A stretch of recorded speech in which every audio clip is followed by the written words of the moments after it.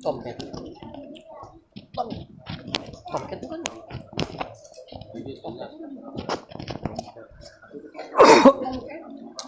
Assalamualaikum warahmatullahi wabarakatuh. Alhamdulillahilladzi nahmaduhu wa nasta'inuhu wa nastaghfiruhu wa na'udzu billahi min shururi anfusina wa min sayyiati a'malina. May yahdihillahu fala mudilla lahu wa may yudlil fala hadiyalah. Asyhadu an la ilaha illallah wahdahu la syarikalah wa asyhadu anna Muhammadan abduhu wa rasuluhu, amma ba'du.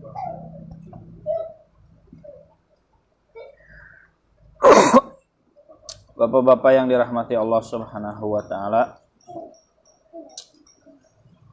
meneruskan pengajian yang minggu lalu itu masih seputar fikih akad dan janji.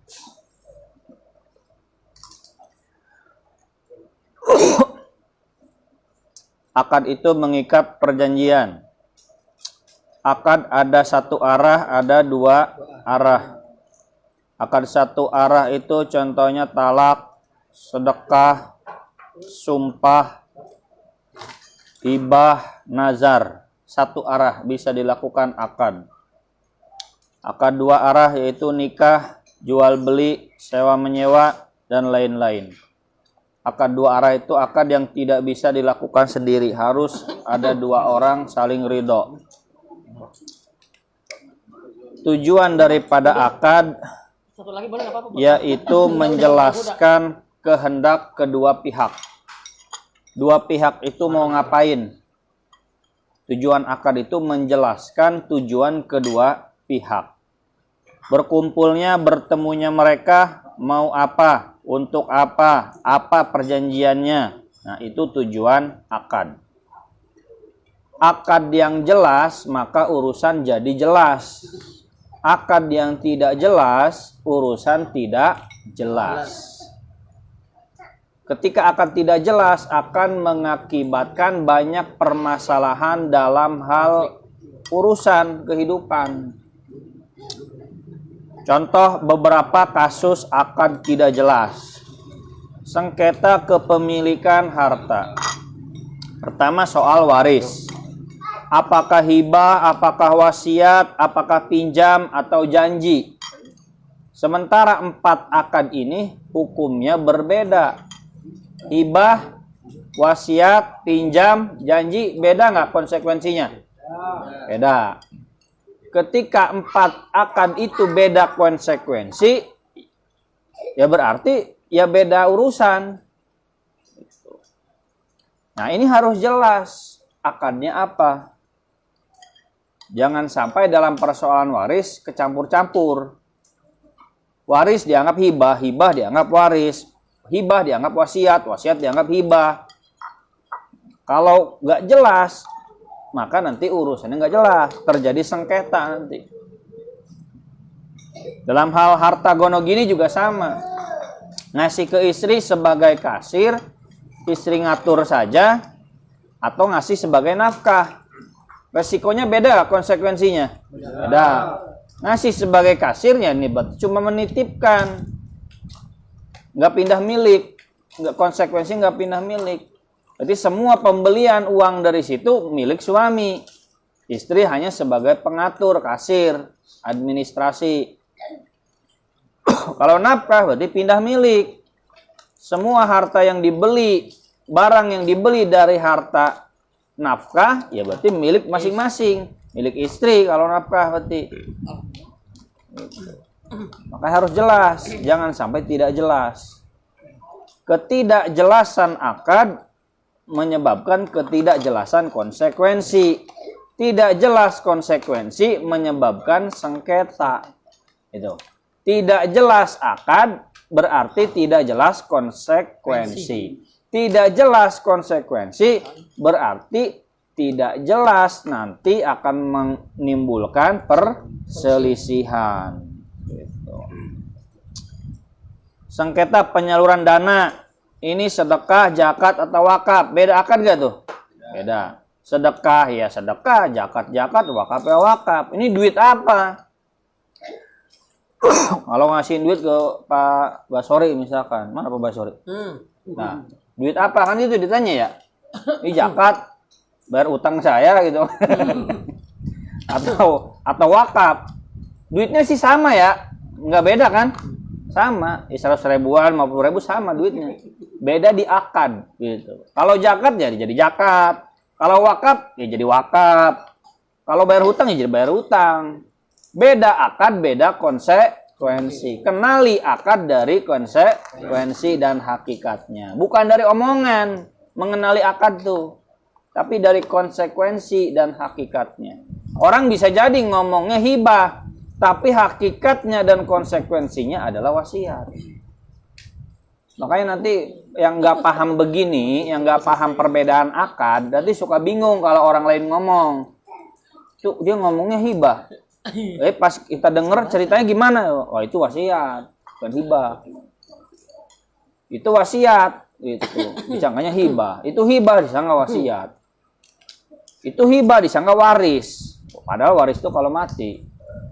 Jadi setiap akad tuh punya konsekuensi yang berbeda. Nah, belajar kita tentang akad, belajar mengenali konsekuensi. Gitu.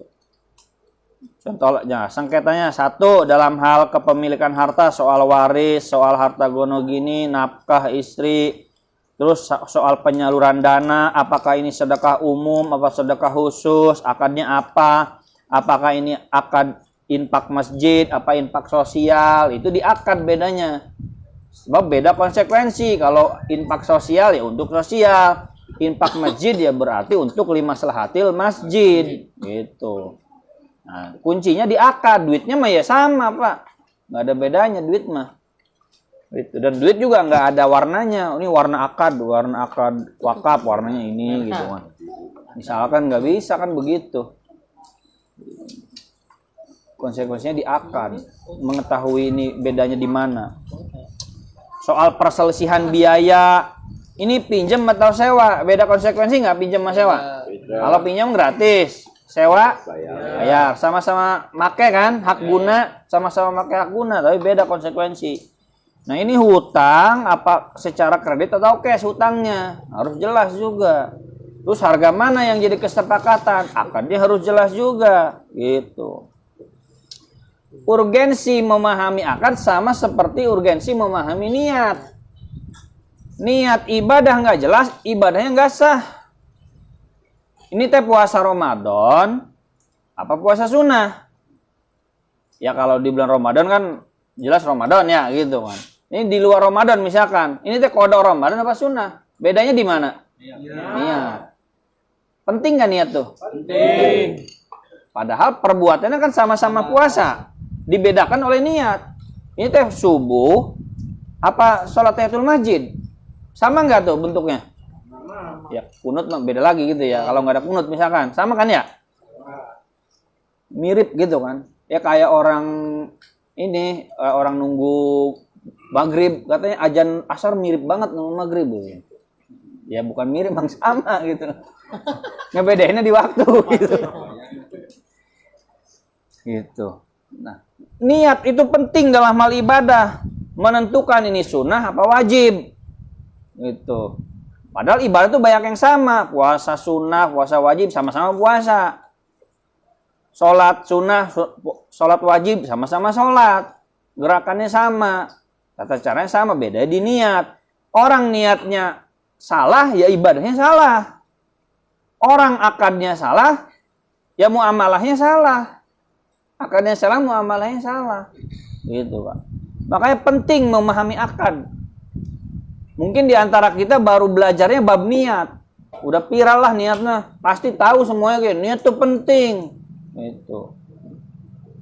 Saking pentingnya niat kan banyak yang berantem soal niat. Ini diucapin apa enggak gitu. Diucapin, enggak katanya. Ya sebenarnya memang niat itu dalam hati, bukan di ucapan. Bapak ngomong nawa itu sama godin anadai parisaru haji sanadillahi ta'ala. Tapi dalam hati nggak niat, nggak ngomong itu ya. Ya bukan niat itu. Nggak sah puasa Ramadannya. Karena cuma di mulut, niat itu di hati. Paham? Di mulut itu hanya mengikrarkan biar orang tahu gitu doang. Asli niatnya dalam hati. Makanya emang sebagian ulama bilang ya sebelum sholat tuh usolli fardol maghribi salasa rakaatin makmuman lillahi, adaan makmuman lillahi ta'ala, Allahu akbar. Sebenarnya niatnya dalam hati, bukan diucapkan. Cuman diucapkan tuh memang lebih afdol menurut sebagian ulama. Kalau cuma dilafazkan doang, tidak dalam hati, ya nggak sah sholatnya. Karena tempatnya niat, mahalul niat, fil qalb, dalam hati. Tempatnya niat tuh, Pak. Ini udah terkenal nih soal niat mah nih. Penting. Nah, akad juga sama kedudukannya sebagaimana pentingnya niat. Tidak benar niat, tidak benar ibadah. Tidak benar akad, tidak benar muamalah. Gitu, Pak. Kan udah banyak tuh contoh kasus-kasusnya. Gitu. Rukun akad. Dua pihak yang berakad. Satu, ahliyatul wujub. Syaratnya dua pihak yang berakad tuh. Ahliyatul wujub itu apa? Pantas menerima hak dan kewajiban. Yang kedua, ahliyatul ada. Yaitu orang itu layak melakukan tindakan pada harta.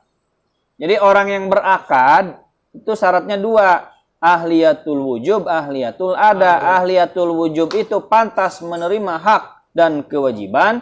Ahliyatul ada itu orang yang berhak melakukan transaksi tindakan pada harta itu. Ya karena dia pemiliknya. Nah kalau dia bukan pemiliknya, bukan ahliyatul wujub, bukan ahliyatul ada, nggak boleh dia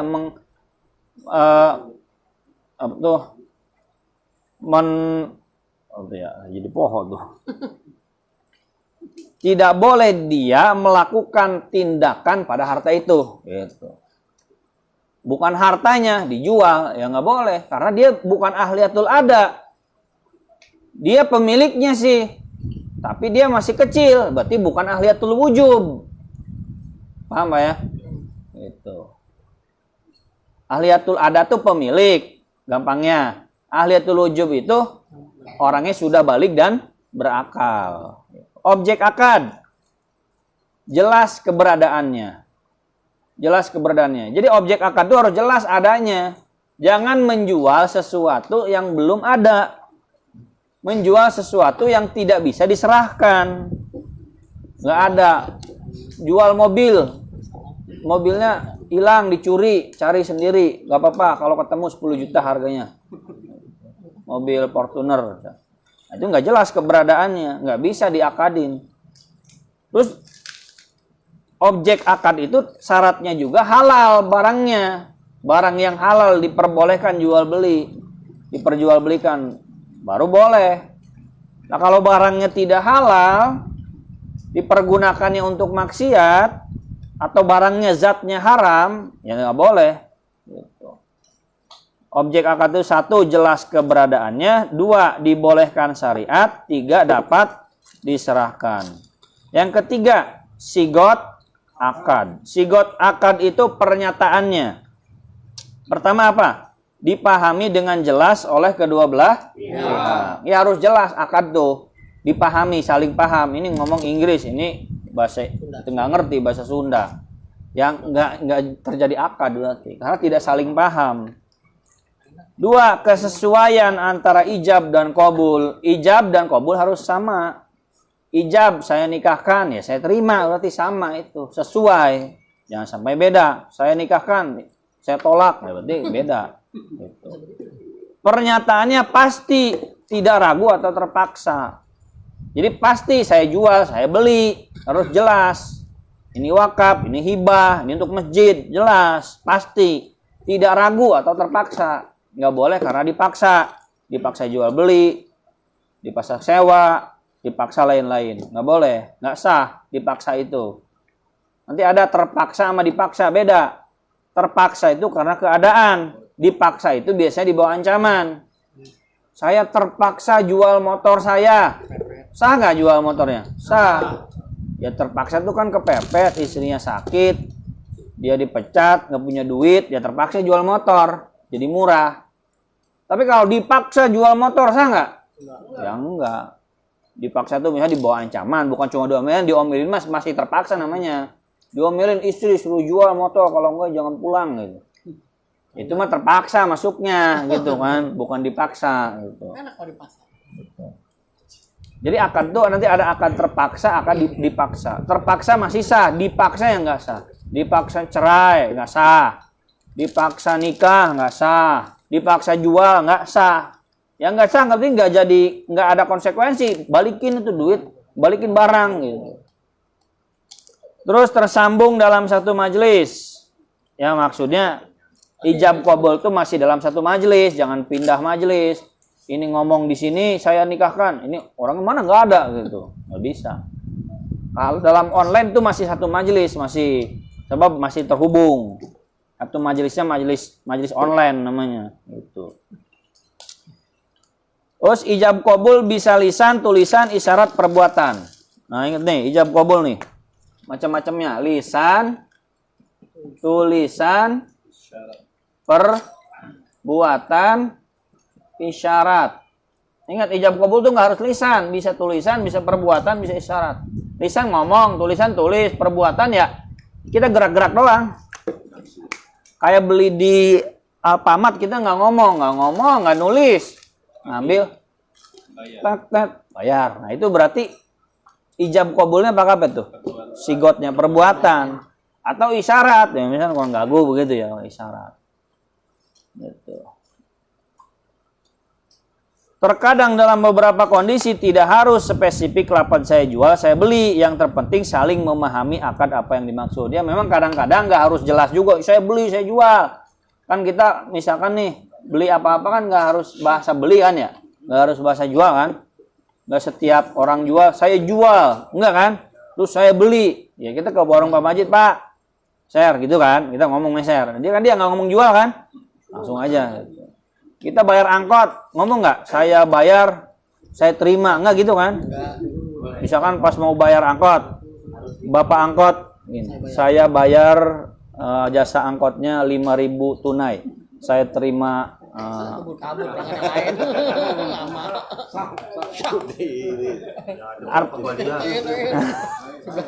Kadang nggak langsung nggak pakai ngomong begitu, langsung boleh pergi aja. Belakang kebiasaan oleh sekolah. Dengan catatan selagi saling paham. Saling paham jelas, saling paham. Tapi kalau kira-kira meragukan, nah ini harus ditanya dulu. Gitu. Misalkan ada orang yang sering ngasih uang di kotak itu. Kita tahu nih, ini Pak Dani pasti ngasihnya uang buat masjid gitu. Yang usah ditanya, atau uang buat sosial yang usah ditanya. Udah, wah berarti kalau masuk di sini biasanya ada nih misalkan. Tapi kalau kayak ragu nih, padahal duit naon eta, keur naon, masjid apa naon, harus ditanya. Memang lebih amannya ditanya. Kamu apa nih akadnya? Tapi kalau udah saling paham ya nggak perlu diperjelas juga. Kan nggak harus gini, misalkan orang beli ke warteg, beli Bu saya minta, orang maaf Pak, Bapak minta apa beli? Kan nggak usah ditanya begitu juga kan. Udah saling paham ya. Gitu. Kalau minta nggak saya kasih Pak. Rugi saya. Ya beli Bu, masa minta. Tadi ngomongnya minta. Oh jadi debat itu. Itu. Tujuan akad. Tujuan akad itu memindahkan kepemilikan barang disertai imbalan. Nah tujuan akad tuh. Contoh. Jual beli tujuannya apa tuh? Memindahkan kepemilikan barang disertai imbalan. Coba imbalannya dihilangkan. Apa tuh? Memindahkan barang tanpa imbalan. Berarti apa tuh? Jual beli bukan? Pinjam makan nggak pindah milik. Hibah. Coba perhatikan ya. Perhatikan. Memindahkan kepemilikan barang, ketemu nggak tulisannya? Ada. Memindahkan kepemilikan barang disertai imbalan. Itu apa? Jual beli. Iya kan mindahin kepemilikan barang kan? Masih duit? Nggak ada duit ini. Nah ini duit, ini spidol. Pindah memilikan barang kan? Ya. Dia memiliki uang saya memiliki spidol. memindahkan kepemilikan barang disertai Imbalan. ya imbalannya ya spidol pakai duit gitu. Gitu. Duit kita pakai spidol. Kalau kamu mau duit saya, sini spidolnya. Kalau kamu spidol saya, sini duitnya kan gitu. Ingetin tuh kata-katanya tuh. Memindahkan kepemilikan barang disertai imbalan. Itu definisi jual beli. Bahasa Arabnya saya nggak tahu tuh, lupa tuh. Tabadulil mal bi'iwadin. Itu bahasa Arabnya. Tukar menukar harta dengan imbalan. Itu jual beli. Coba kalau imbalan dihilangin. Memindahkan kepemilikan barang tanpa Imbalan. apa tuh? Mindahin kepemilikan barang tanpa imbalan. Sedekah. Nih buat Pak Bina. Terima kasih Pak Ustadz. Ya kan mindahin pemilikan barang ya? Tanpa imbalan. Ya dia nggak ngasih apa-apa ke saya kan? Saya doang yang ngasih. Itu hadiah, hibah. Itu. Sedekah. Itu namanya memindah. Ini belajar definisi fikihnya Pak. Bukan. Ya pokoknya saya tahu dah sedekah itu. Itu berarti dari awal nggak mau belajar fikih. Itu. Belajar fikih itu tahu definisi-definisi salah satunya. Memindahkan hak guna disertai imbalan. Hak guna pakai disertai imbalan apa itu? Akad apa? Nah, ijaroh. Memindahkan hak guna. Benar nggak? Hak gunanya pindah kan? Ya. Disertai Imbalan. imbalan. Ya, saya mau pinjam HP-nya dah. Bayar dong secara imbalan gitu kan. Nah, hak gunanya pindah sama saya. Barangnya enggak. Hanya naklul manfaah, tidak naklul milki. Kan dalam satu barang, Pak, itu ada dua. Ada ain teh zatnya, zat barangnya. Ada manfaat. Nah, kalau jual beli ainnya ya plus manfaatnya. Kalau sewa, ainnya tetap milik pemilik barang, hanya pindah hak guna. Nyewa motornya pindah hak milik gak? Enggak. Namanya juga nyewa kan? Yang pindah tuh hak gunanya. Memindahkan hak guna barang disertai imbalan. Nah kalau ariyah apa tuh? Memindahkan hak guna pakai tanpa imbalan. Itu beda-beda konsekuensinya kan? Beda-beda akad. Itu. Karena beda akad, beda konsekuensi. Ingat rumusnya tuh. Beda akad, beda konsekuensi. Memindahkan kepemilikan barang dan dikembalikan dengan yang semisal. Itu apa namanya tuh? Qard, hutang. Pindah milik barang lalu dikembalikan dengan yang semisal. Kalau yang tidak semisal dibalikinnya jual beli. Kan hutang itu memindahkan kepemilikan barang dan dikembalikan dengan yang semisal. Ya minjem duit balikinnya duit. Minjem emas balikin emas. Minjem di sini maksudnya hutang ya. Hutang uang bayar uang, hutang emas bayar emas. Kalau hutang uang dibalikin motor itu hutang bukan? Jadinya apa? Ya jadi jual beli. Jadi jual beli kan? Dia minjem duit 20 juta sama saya. Dibalikinnya motor. Ya berarti kamu jadi jual beli sama dia tuh. Itu namanya jual beli. Hutang itu balikinnya semisal. Itu namanya qard. Minjem beras, utang beras, dibalikin beras. Itu. Kalau utang beras dibalikin duit, jadi beli ya. Beli gitu. Kalau balikinnya lebih nilainya lebih. Yang apa? Riba. Ya riba. Enggak, makanya gini akadnya apa dulu? Ini qard apa jual beli? Kalau akadnya qard berarti beras dibalikin beras. Gitu. Riba kalau lebih. Gitu. Tapi kalau akadnya saya beli, maksudnya gini, sebenarnya di beras ini mau saya tukar duit, cuman saya belum ada duitnya. Paham nggak? Gitu. Ntar aja dah hutang gitu kan. Nah, maksudnya tuh saya beli beras tapi nanti dihutang, nanti saya balikin duit gitu. Paham Pak ya? Makanya akadnya apa dulu nih? Pinjem beras tuh, pinjem dalam arti hutang ya. Hutang beras tuh akadnya apa? Akad beli, ya kalau beli mah ya boleh. Berarti kan ditukerinnya beras sama apa? Sama duit. Ditukerin beras sama duit kan boleh beda nominal. Ya boleh beda nominal gitu. Ya nganjuk sebenarnya gitu. Tapi kalau maksudnya tuh, saya minjem beras ya, minjem tuh berarti maksudnya hutang beras, bukan beli ini. Ya emang agak pasti di kita pasti beli sih, nggak mungkin juga ya. Utang dalam artinya saya gantiin beras lagi gitu. Nggak mungkin, pasti jual aja udah atau ngasih gitu.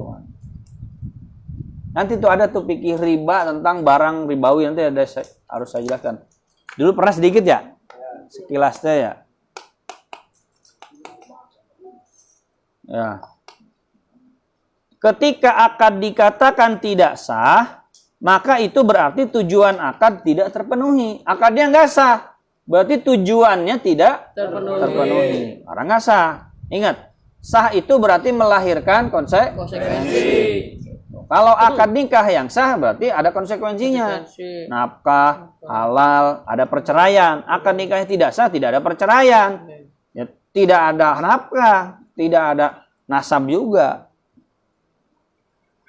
Kata lainnya, barang tidak sah sebagai milik pembeli dan uang tidak sah jadi milik penjual. Perbedaan akad dan janji.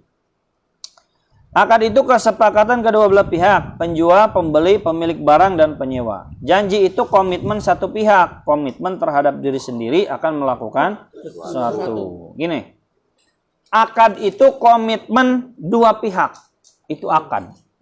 Ini bedanya. Jual beli itu akad komitmennya berapa orang, Pak? Penjual dan pembeli. Itu akad. Kalau janji, itu komitmennya satu pihak doang. Saya janji nanti akan ngasih HP ke Pak Bina. Sekarang mereka kasih. Itu komitmen saya berarti. Komitmennya dari sisi saya saja. Kalau akad dua pihak. Kalau janji komitmennya dari pemberi janji. Itu dulu satu. Itu dulu. Komitmen janji itu hanya untuk yang janji saja. Sedangkan yang dijanjikan tidak memiliki komitmen apapun. Hanya sekedar menunggu saja. Sedangkan akad itu komitmen kesepakatan kedua belah pihak. Maka kedua belah pihak itu punya hak dan kewajiban yang harus dipenuhi. Ya karena komitmen dua pihak, berarti kan punya kewajiban. Yang ini kewajiban ngasih barang, yang ini ngasih uang. Nah, kalau janji itu komitmennya satu pihak doang, gitu. Memenuhi akad itu hukumnya wajib. Karena sifat akad itu mengikat. Akad jual beli, akad nikah, wakaf, hibah, dan lain-lain. Semua akad itu telah mengikat, melahirkan konsekuensi hukum di bawah ini. Akad jual beli, wakaf. Nah, contoh apa? Satu, pindah pemilik. Dua, ada hak dan kewajiban. Tiga, tidak bisa dibatalkan sepihak. Empat, berkonsekuensi hutang. Lima, berkonsekuensi dapat penuntutan atas hak dan kewajiban. Ambil contoh jual beli. Orang ngejual motor, berarti kan terjadi komitmen berapa pihak? Dua pihak. Kewajiban pembeli ngasih apa? Pembeli ngasih uang. Penjual ngasih apa? Barang. Kewajiban dua pihak ya. Komitmennya dua pihak apa satu pihak? Dua pihak. Setelah terjadi akad, apa konsekuensinya? Satu, pindah Kepemilikan. pindah milik ya, Pak? Pindah milik dong. Kata siapa enggak? Dua, apa? Ada hak dan kewajiban. Tiga, tidak bisa dibatalkan sepihak. Enggak bisa dibatalkan sepihak. Nah, ini konsekuensi akad nih. Empat, apa? Berkonsekuensi hutang. Maksudnya ya udah akad tapi nggak dibayar-bayar, itu tetap pengen jual, nggak bisa. Kamu kan udah janji, udah akad beli gitu, berarti kamu hutang uang sama saya, nih barangnya saya kasih. Jadi konsekuensi hutang, Pak. Atau kita udah bayar, barangnya nggak dikasih-kasih, berarti hutang apa? Ya hutang barang. Paham nggak? Kan jual beli, saya wajib ngasih uang, dia wajib ngasih barang. Udah akad, saya udah ngasih duit, barangnya nggak dikasih, kita tagih nggak tuh, Pak? Tagih. Ya, pasti ya. Ya tuh sama aja. Gitu. Dia udah ngasih barang, kita belum ngasih uang, kan orang lagi juga kan? Lagi juga. Atau udah akad, belum ngasih barang, belum ngasih uang, tapi udah akad. Ini sepihak ngebatalin, pokoknya pas maaf gak jadi. Nah itu sebenarnya nggak boleh. Kenapa? Karena sudah akad. Gak boleh sepihak. Bolehnya dua pihak. Mas, maaf deh, bisa nggak dibatalin? Ya udah deh, boleh. Berarti keredoan dua belah pihak. Bisa dipahami Pak ya? Bisa. Makanya kalau akad jual beli nggak bisa dibatalin sepihak Pak. Ustaz, saya beli deh 10 juta. Udah jadi deal ya gitu. Nah, udah jadi deal tuh. Gitu. Selama majelis, tapi memang ada hak hiar majelis. Selama masih di satu majelis, masih ada kesempatan ngebatalin. Sepihak boleh ngebatalin sepihak, baik saya ataupun dia, penjual atau pembeli, selagi masih di majelis akad. Tapi kalau sudah di luar majelis akad, mengikat, lazim berarti. Saya nggak boleh ngebatalin sepihak. Gitu, Pak. Dosa ngebatalin sepihak. Nah, beda dengan janji. Janji itu nggak pindah milik. Janji pindah milik nggak? Enggak. Gimana ceritanya? Orang saya cuma ngomong doang kok. Saya kan baru ngomong. Misalkan, ya ntar saya wakaf ya 10 meter. Kan baru ngomong doang kan? Duitnya belum saya kasih gitu kan. Ntar saya wakaf ya 10 meter. Nah itu akad apa? Janji. Akad itu kalau sudah diserahkan duitnya. Kalau baru ngomong itu kan belum ngasih duit, walaupun sudah dicatat, itu namanya janji, tidak pindah milik. Ya, duit tetap duit saya. Gitu. Ada hak dan kewajiban nggak ya? Belum. Adanya komitmen saya doang. Komitmen saya memenuhi janji. Bisa dibatalkan sepihak? Bisa janji itu. Berarti bohong. Bohong itu kalau dari awal bohong. Belum tentu janji itu bohong, bener nggak? Bisa Ya udah, ntar saya kasih deh motor. Beneran itu ngomong. Cuman sehari 2 hari nggak ketemu, berubah pikiran. Bukan bohong itu namanya. Paham nggak? Harap dibedakan nih. Bohong itu begini. Dari awal saya nggak ngasih. Udahlah saya ngomong, terus saya kasih ya. Nah itu berarti bohong dari awal. Janji itu menurut jumhur ulama tidak wajib dipenuhi. Ya. Kecuali janji yang sudah mengakibatkan madorot bagi orang lain. Ya, orang udah terlanjur keluar biaya, orang udah pengorbanan, kita makan janjimu busuk gitu ya. Janjimu palsu gitu. Ya, ntar saya ini ya, misalkan nih, ntar saya nikahin deh tanggal 10 gitu. Ya udah buat aja undangan. Udah buat undangan, prasmanan, udah nyewa ini, nyewa itu. Gitu. Nah, itu ya janji sih, tapi janjinya harus dipenuhi, itu wajib, itu dosa itu. Karena udah merugikan orang. Tapi kalau cuma begini doang, Pak Bina, ntar habis pulang ini saya kasih motor saya ya. Alhamdulillah. Misalkan gitu. Di handphone udah. Gitu kan. Nah, sehari, 2 hari, 3 hari, 4 hari nggak ketemu. Pak Bina dirugikan apa? Nggak dirugikan apa-apa kan? Nggak keluar apa-apa kan? Dia cuma nunggu doang kan? Cuma di PHP-in doang. Ya nggak itu, nggak dosa saya. Oh, saya berubah pikiran, ngapain ngasih? Udah nggak jadi. Nggak dosa, Pak. Teman, menurut mazhab Maliki wajib dipenuhi. Jumhur ulama, janji bukan akad. Kalau akad kan mengikat. Itu lihat konsekuensinya, pindah milik, ada hak kewajiban, tidak bisa dibatalkan sepihak. Konsekuensi hutang, berkonsekuensi dapat penuntutan atas hak dan kewajiban. Bisa dituntut. Kalau akad nggak jadi, Pak. Kerjasama udah akad nih kan, dibatalin, bisa dituntut nggak, Pak? Bisa itu. Gimana sih, udah perjanjian dalam arti akad gitu ya, bukan dalam bahasa Indonesia. Jadi dalam arti akad udah tanda tangan, udah salaman, udah foto-foto, mau ada proyek, dibatalin, bisa dituntut. Kalau janji nggak bisa dituntut. Ada nggak orang ngelaporin, Pak saya mau janji dinikahi nggak jadi, Pak, laporin ke polsek gitu? Ya nggak bisa. Hah?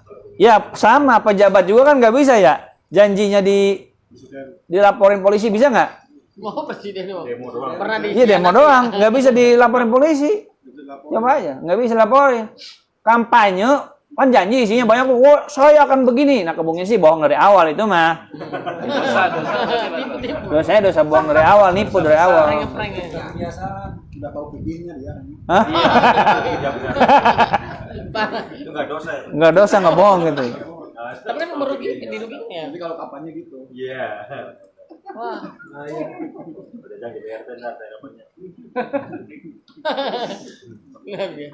Nah nanti mungkin Bapak agak bingung gini, kok bisa janji nggak kayak akad? Ya emang bukan kayak akad. Akad beli, janji beli beda nggak? Beda. Akad beli mengikat, janji beli tidak. Akad wakaf, janji wakaf beda. Nah langsung aja sekarang. Urutan komitmen melaksanakan sesuatu. Nah urutan komitmen nih. Pertama paling atas apa? Nazar. Coba dibaca dah, saya capek. Saya juga capek peduli tadi. Mani-mani. Oh, di sini mudik kan nih. Elah. Lalu bentar, standing dulu.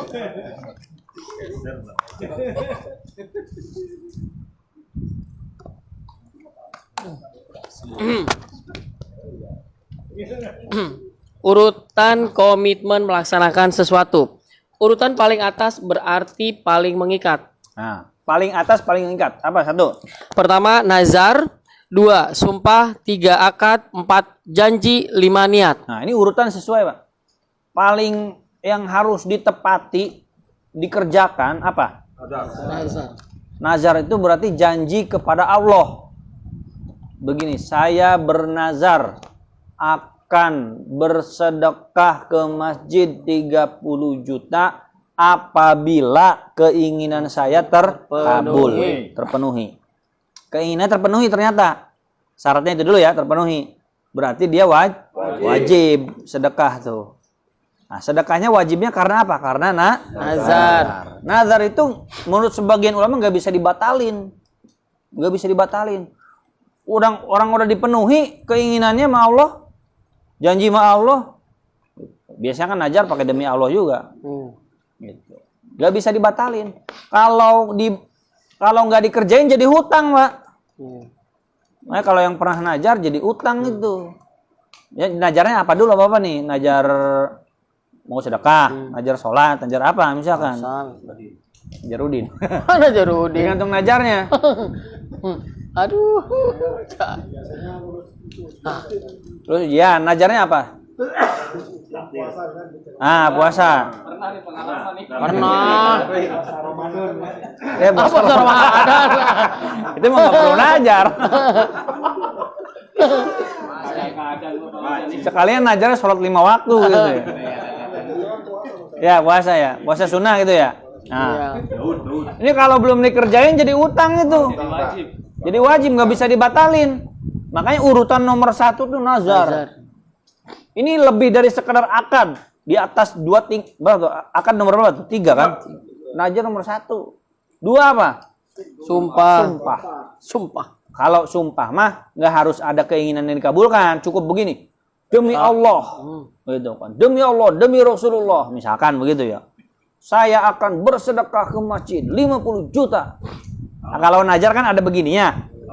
Kalau seandainya dikabulkan, itu najar. Nah, kalau sumpah itu cukup demi Allah, saya akan ini, saya tidak akan itu. Paham ya? Paham. Nah, sumpah itu berarti wajib dipenuhi. Kalau dilanggar, bayar kafaroh. Kalau najar kan nggak bisa dibatalin. Kalau sumpah bisa dibatalin.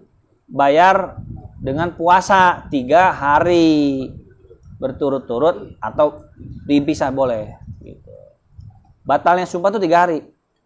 Demi Allah, saya tidak akan datang lagi ke rumah kamu. Gitu. Mulai saat ini. Datang juga. Gitu. Datang juga. Itu lagi kesel gitu. Esmos. Nah, batal berarti kan semuanya batal kan? Dosa tuh. Dosa. Bayar. Nah, dia wajib bayar 3 hari puasa. Sumpah. Nomor 3 apa? Akad. Baru akad. Akad apa aja kalau udah akad, terjadi akad ya harus dipenuhi. Akad apa aja contoh? Akad jual beli, akad sewa, udah dipenuhi ya harus komitmen dong dengan akad. 4 apa? Janji. Janji itu di bawah akad, tidak mengikat. 5 niat. Niat tuh baru omongan doang dalam hati. Dalam hati begini. ntar saya kalau ada lelang lagi saya mau lah wakaf 50 juta. Baru di dalam hati. Itu namanya nih. Niat. Gitu.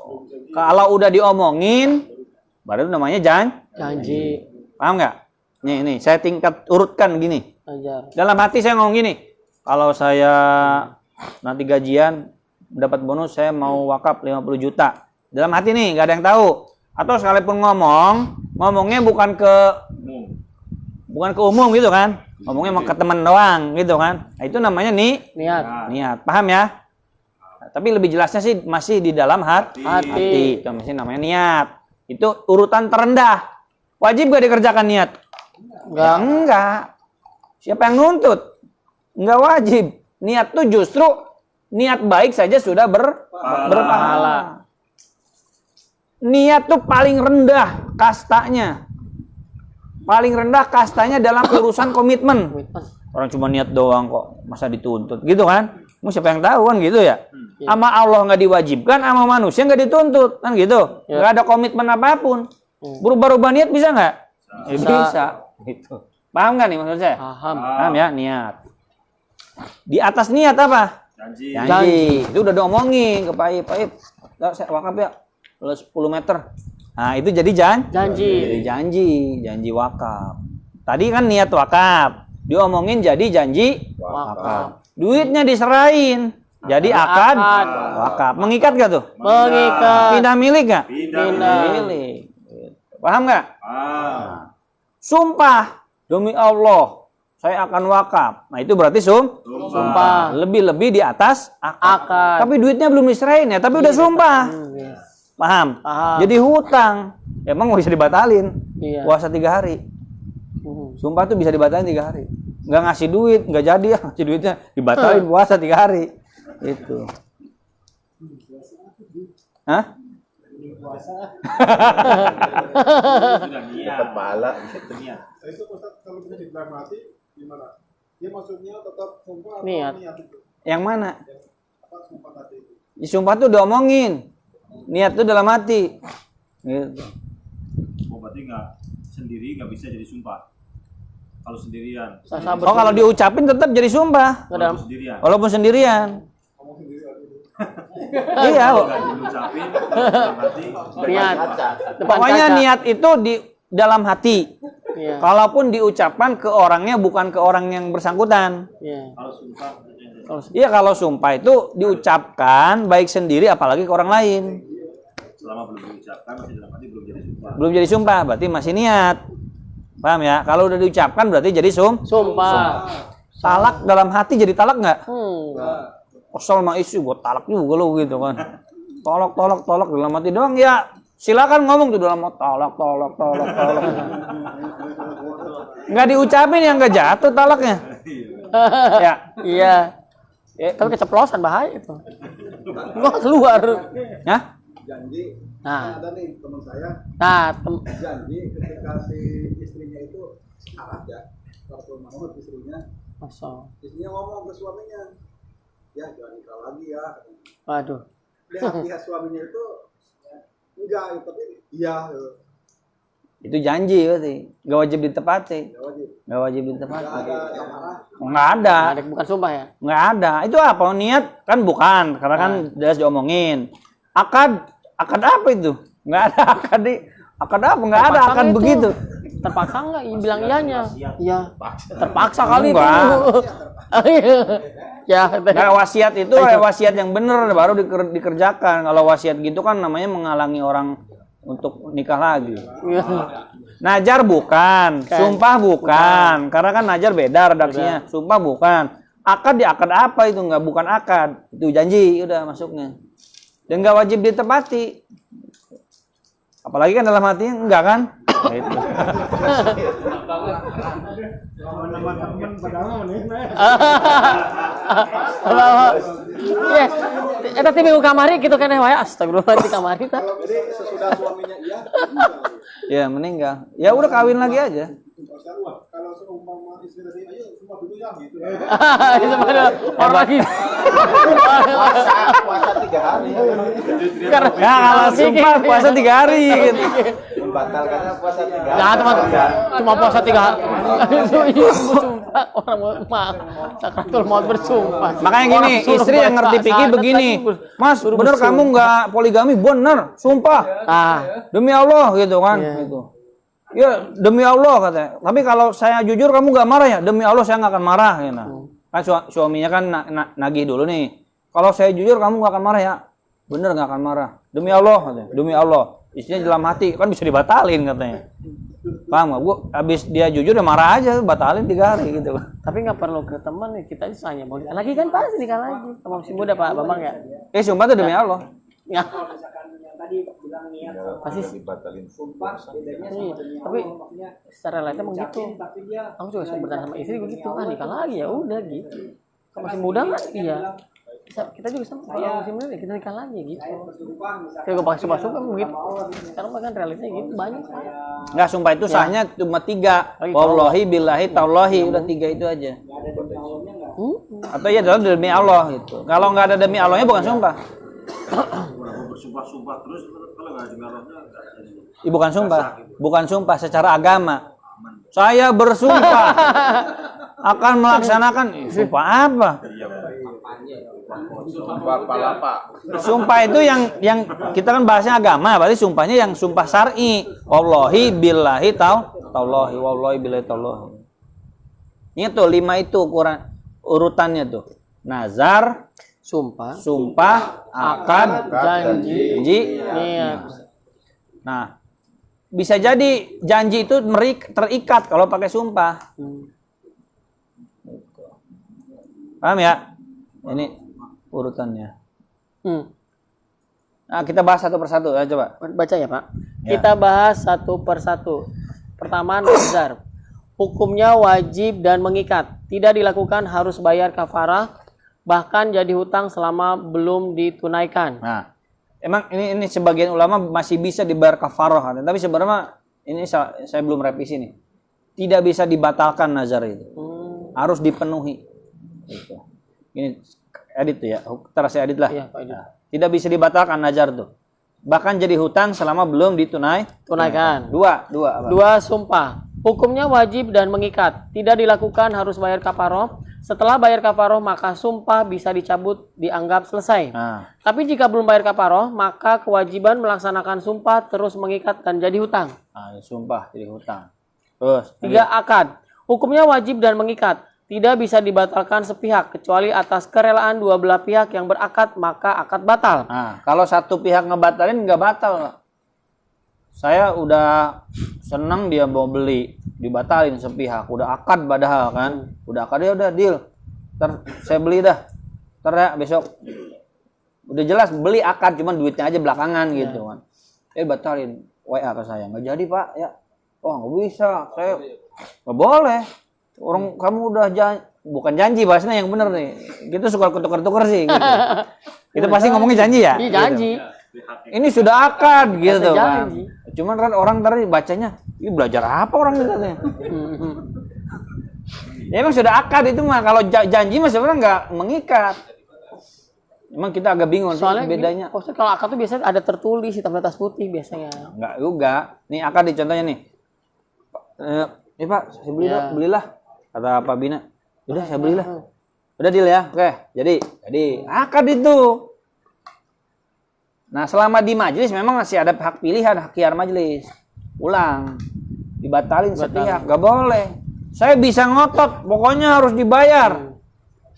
Harus bilang janji. Oh, dibayar jadi utang. Nih, barangnya saya simpan, kamu punya utang sama saya. Gitu. Mengikat, Pak. Wa aufu bil uqud, penuhilah janji. Janji. Penuhilah akad-akad kalian. Paham ya? Paham. Gitu. Nggak bisa dibatalkan. Tapi kalau ya udahlah, daripada dia nggak bayar-bayar itu HP saya simpan terus, ya udah batal jadi batal. Tapi dosa tuh yang ngebatalin sepihak. Nah, di WA juga sama, itu udah akad. Kalau kita udah WA nih sama saudara, udah motor lu gue beli ya, ya udah beli gitu, berapa? 10 juta, ya udah deal 10 juta. Ntar ya kalau ketemu, sebenarnya udah akad itu, paham nggak? Nah, jangan dibatalin sepihak. Kalau dua, misalkan Papa Had, udah batalin ya udah deh boleh ya, udah selesai urusan. Paham ya? Dua belah pihak berarti namanya. Janji itu bahasanya lebih ke nanti saya beli gitu doang gitu, Pak. Makanya harus jelas nih, ini akad apa janji ini. Harus lihat peristiwanya saya gitu. Gimana coba? Ini akad apa janji? Gitu. Lanjut. 4. Janji. Ulama beda pendapat. Mazhab Maliki wajib memenuhi janji, tapi tidak berkonsekuensi hutang. Nah, mazhab Maliki aja yang bilang wajib penuhi janji. Tetap bilang ya janji mah nggak dianggap hutang. Janji wakaf. Kan kata mazhab Maliki wajib dipenuhi. Tapi sekalipun kata mazhab Maliki wajib dipenuhi, tetap tidak jadi hutang. Ya karena nggak masuk akal hutang. Hutang tuh saya minjem duit emang. Paham ya? Ya. Gimana ceritanya kok saya jadi utang gitu kan? Iya. Wajib dipenuhi, dosa kalau nggak dipenuhi. Menurut mazhab anak Maliki karena sudah janji. Tapi tetap tidak berkonsekuensi Hutang. Nah, lanjut. Jumhur ulama tidak wajib dipenuhi, hanya sunnah dan tidak mengikat. Tidak mengikat. Lanjut. Apabila tidak dilakukan, maka tidak berdosa, hanya makruh dan tidak berkonsekuensi hutang atau tuntutan hukum ke pengadilan. Nah, gini. Jangan dipahami belajar fikih janji itu, nanti gua pakai aja fikih janji itu buat kampanye gitu kan. Ya berarti dari awal itu bohong ya. Gitu. Ini maksudnya tuh apa sih fikih janji itu nggak wajib ditepati itu? Maksudnya begini, maksudnya tuh barangkali orang tuh berubah pikiran karena keadaan. Kalau akad sudah mengikat, sudah lazim. Akad jual beli sudah lazim, wajib dipenuhi. Tapi kalau baru janji, orang bisa aja ada opsi berubah pikiran, boleh dibatalkan. Itu. Lanjut terus. Apabila tidak dilakukan tidak berdosa. Memenuhi janji, lanjut. Memenuhi janji hanya sekedar beban moral. Secara sosial dianggap pembohong, kecuali janji yang menimbulkan kerugian materi atau mudorot kepada orang lain maka wajib dipenuhi. Nah, kalau udah mudorot ke orang lain wajib dipenuhi. Makanya ceritanya apa nih? Janjinya. Di BBM. Janji adil. Kan itu ada keadaan mendesak. Hadir kulpik itu janji. Ya, janji. Wajib dipenuhi itu karena udah konsekuensi ke orang. Bener. Kan checklist gitu kan bukan akad. Akad apa? Coba kan nggak ada akad hadir. Emang ada akad hadir. Berarti janji hadir. Tuan rumahnya kan udah beli tuh ya makanan ya. Ternyata checklist doang 5 orang gak hadir tuh. Hah? Ya bukan. Itu kan udah tulisan. Itu kan tadi jam kumpul. Checklistnya dalam hati ya. Tulis. Tulisan niat gitu. Kalau di pasar checklist gimana? Dipakai checklist. Kita masih ragu tapi di pasar checklist gimana tuh Ustaz? Di pasar checklist. Kan mudorot. Insya Allah. Mudorot ke orang. Checklist insya Allah. Insya Allah itu janji atau apa? Insya Allah itu janji. Janji. Tapi kalau sudah menimbulkan mudorot tetap harus dipenuhi. Mudorot orang lain. Insya Allah berarti. Mudorot. Makanya nyiapin makanan. Hah? Niat mah nggak ketahuan orang. Itu ketahuan orang. Panjang nih bahasanya.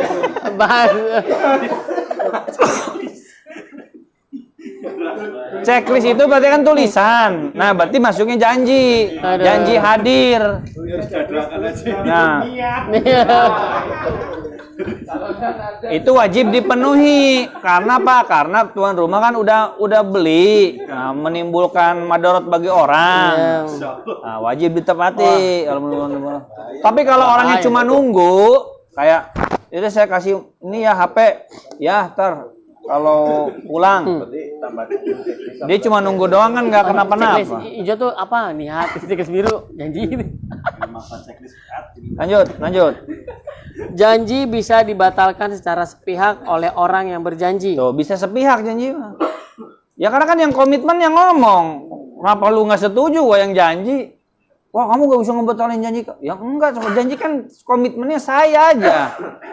Kamu kan hanya penerima. Kalau akad kan dua pihak. Gitu. Nah, ini logika berpikir nih Pak, ilmu kayak gini tuh. Lanjut. Jika banyak orang yang berjanji namun tidak dipenuhi, maka dia berdosa karena berbohong sejak awal, bukan berdosa karena tidak bisa memenuhi janji. Nah, bukan dosanya itu bukan karena nggak memenuhi janji, tapi bohong aja. Karena kebanyakan janji, kemungkinan kalau orang banyak janji itu pasti bohong. Jelas. Dia mah janji dulu, bohong berarti orangnya, pembohong. Tapi kan nggak setiap janji dibatalin bohong ya? Enggak kan? Itu tergantung orangnya. Ya kalau selalu sering, pembohong. Lu bukan janji, bohong lu dari awal. Gitu. Lanjut. Janji itu sebenarnya bisa jadi berpahala karena merupakan sebuah niat baik akan melakukan sesuatu yang berupa ibadah atau hal mubah lainnya, atau jual beli, misalnya jual beli sedekah, hibah, silaturahmi, menikah dan lain-lain. Nah, justru sebenarnya orang banyak janji niat akan dipenuhi itu sebenarnya berpahala. Karena apa? Dia dari awal berniat baik. Berniat baik diomongkan gitu. Ntar saya kasih wakaf ya, ntar saya hibah ya, ntar saya datang ya. Itu dari awal dia punya niat Baik. Niat baik. Maksudnya niat baik tuh keinginan baik gitu, Pak. Akan datang. Ya cuman karena keadaan jadi qadarullah. Ah, berarti itu qadarullah. Bukan berarti. Oh, janji itu bisa dibatalkan asalkan ada qadarullah yang bisa diterima gitu. Qadarullah. Checklist sama itu Misalkan anak sakit. Nunggu injury baru ngisi. Ya, walaupun sudah bikin mudarat, tapi kan karena kita keadaan mendesak juga kan nggak bisa kita maksain. Qadarullah nanti Pak minggu depan. Aman. Kamu dadak.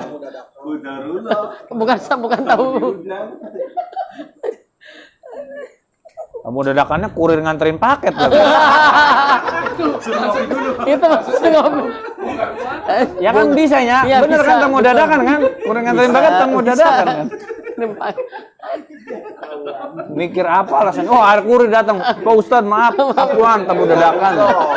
Ya nggak bohong, bener tamu dadakan kurir nganterin paket. Mengelabui itu namanya. Terus lanjut. Dapat kita katakan bahwa orang yang banyak berjanji boleh jadi adalah orang yang ingin banyak berbuat kebaikan lalu diucapkan kepada orang lain. Nah, dapat kita katakan bahwa orang yang berjanji bisa jadi, boleh jadi ini husnujonnya. Ya. Itu orang yang ingin banyak berbuat kebaikan. Lalu diucapkan kok pada orang lain. Sebenarnya dia tuh banyak berjanji itu bukan pembohong, orangnya baik. Diundang apa-apa, insya Allah gitu. Insyaallah. Dia nggak enakan orangnya gitu. Banyak niatnya baik, cuman ya nggak jadi gitu. Kesimpulannya, janji di mata hukum agama ulama khilaf antara sunnah atau wajib. Nah, khilaf tuh beda pendapat. Di hukum agama ulama beda pendapat antara sunnah atau Wajib. Lanjut. Secara hukum positif negara tidak berkonsekuensi apapun. Nah, apalagi secara hukum negara, janji itu nggak bisa dituntut. Nggak ada orang bisa nuntut janji, Pak. Janji menikahi nggak bisa dituntut. Janji beli nggak bisa dituntut. Ya nggak bisa dituntut ke pengadilan, nggak bisa. Lanjut, terus. Kecuali jika janji itu menyebabkan orang lain melakukan sesuatu, dan jika tidak dipenuhi janji itu maka berakibat mudorot bagi orang yang dijanjikan. Nah, contoh, janji membeli. Setelah dibelikan barang tapi tidak jadi membeli, maka janji yang membuat orang melakukan sesuatu dan berpotensi merugi atau mudorot harus wajib ditunaikan. nah. Bedakan, janji memberi hibah tapi tidak ditunaikan dan orang yang dijanjikan pun tidak dirugikan secara materi atau tidak terkena mudorot. Maka janji seperti ini tidaklah wajib ditunaikan tapi sunnah. Nah, janji wakaf bisa wajib kalau begini. Udah dipesenin, Mbak. Ini kan yang daftar banyak nih, uang wakaf. 200-300 juta. Udah dipesenin besinya itunya. Pada kagak jadi, apwan gitu. Apwan. Qadarullah. Aduh. Nah, itu kan menimbulkan madarat kan? Karena apa? Karena sudah menimbulkan madarat bagi orang lain. Jadi wajib itu mah, jadi utang. Lanjut terus. Tabel perbedaan janji versus akad. Nah, tabelnya nih. Janji komitmen diri sendiri. Nah. Akad komitmen kedua belah pihak. Nah, paham Pak ya? Janji komitmen siapa? Diri sendiri. Akad. Dua belah pihak. Terus? Janji, sunnah atau wajib ditunaikan. Nah. Akad wajib ditunaikan. Nah, kalau janji antara yang sunnah atau Wajib. ditunaikannya. Maliki doang yang bilang wajib. Akad apa? Kalau akad Wajib. semua ulama bilang wajib ditunaikan. Nama akad mah. Terus? Janji, rencana di masa depan. Nah. Akad berlaku saat itu juga ketika selesai akad. Nah, kalau janji mah rencana masa depan. Kalau akad berlaku konsekuensinya ketika itu juga. Berlaku konsekuensinya. Gitu. Lanjut. Janji, ranah akad tabaruat, sosial kebaikan. Akad, sebagian akad itu merupakan akad muawadot, bisnis komersil cari untung, saling mendapatkan timbal balik. Nah, kalau janji kan pasti ranahnya tabaruat. Janji itu masuknya sebenarnya bukan akad, salah tuh. Ranahnya tabaruat, ranahnya sosial. Ya janji itu sebenarnya ranahnya sosial. Orang tuh banyak ingin berbuat baik cuman gak jadi gitu. Kalau akad itu ada yang sosial, ada yang bisnis gitu. Lanjut. Janji, berlaku hanya ketika ditunaikan. Ketika belum ditunaikan, maka tidak berkonsekuensi apapun. Hanya beban moral sosial. Hanya beban sosial saja, moral. Wah gak enak nih, udah janji kan gitu. Terus? Tidak bisa dipaksa secara hukum agama ataupun negara, kecuali janji yang mendatangkan mudorot. Akad. Selesai akad berlaku hukum akad tersebut. Ada hak dan kewajiban. Mengikat secara hukum agama atau negara. Nah, kalau akad setelah selesai akad berlaku. Kalau akadnya jual beli berarti berlaku konsekuensi. Pindah milik. Berlaku konsekuensi hak dan kewajiban. Berlaku konsekuensi jadi hutang. Kalau berlaku konsekuensi gak bisa dibatalkan sepihak. Gitu. Lanjut. Contoh perbedaan di bawah ini. Nah. Janji nikah, janji Taruh. jual. Janji nikah berarti akad nikah. Coba ituin ke bawah gitu. Janji nikah. Janji nikah, janji akad nikah. Nah, beda nggak? Oh. Beda. Janji nikah, akad Nikah. Terus apa lagi? Janji jual, akad jual gitu. Nah, janji jual, janji beli. Oh.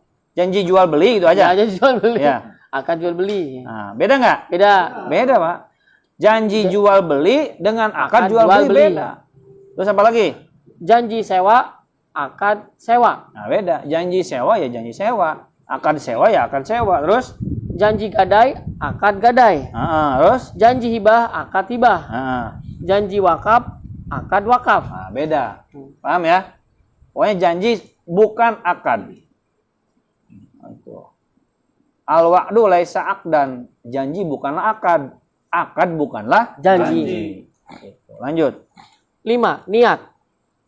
Ulama sepakat yang namanya niat itu dalam hati. Niat itu adalah keinginan yang terlintas dalam hati, belum diucapkan atau dilakukan.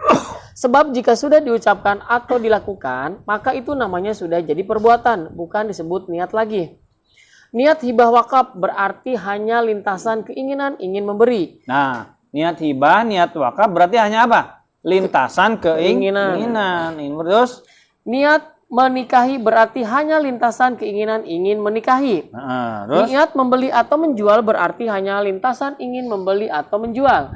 Niat membunuh atau mencuri berarti hanya lintasan ingin melakukan kejahatan. Nah, kalau udah dipraktekin niat bukan tuh? Bukan, ya bunuh itu namanya. Jika niat-niat itu diucapkan sendirian atau di hadapan orang lain, maka bisa menjadi A. Janji, ada konsekuensi hukum.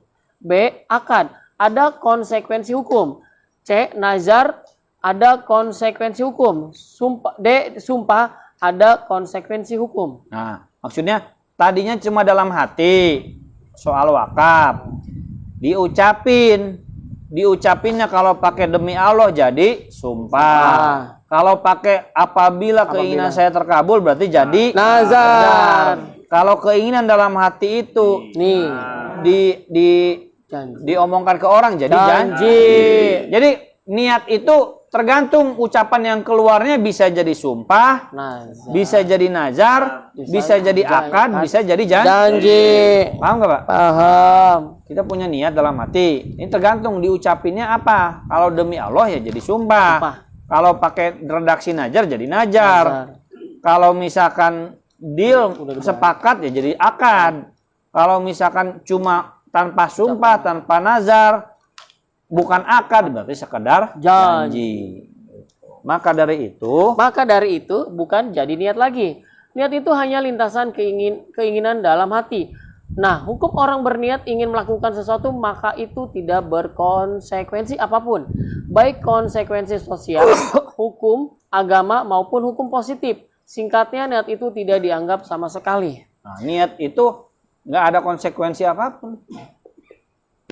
Benar nggak? Nggak ada konsekuensinya. Apa ada konsekuensinya? Dosa juga enggak. Niat buruk itu dalam hadis nggak jadi dosa, Pak. Selagi belum dikerjakan.